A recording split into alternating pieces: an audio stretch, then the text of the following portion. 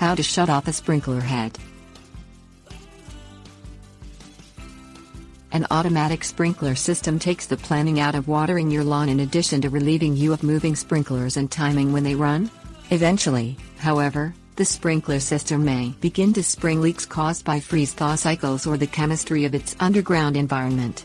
Sprinkler heads often show their age first, especially the kind of heads that pop up or oscillate. Repairing or replacing a sprinkler head is typically simple, but the first task is to isolate the passive device from the rest of the sprinkler system and shut it off. Things you will need: shovel or trowel, piece of cloth, pliers.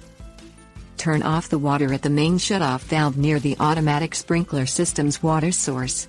The main shutoff valve is typically near an outdoor spigot and should have a switch or wheel on top that allows it to be operated easily manually. Locate the zone valve that controls the target sprinkler head's group of sprinklers. Zone valves are located in wells in the yard and covered with metal or plastic plates. A sprinkler system has multiple zones, and so the zone valve nearest the target sprinkler head probably controls it. Examine the zone valve side for a manual control lever. Flip that lever to the off position if the lever is present. Disengage the solenoid if no manual control lever is present. The solenoid is in a tube that rises above the valve casing on the outflow side of the valve.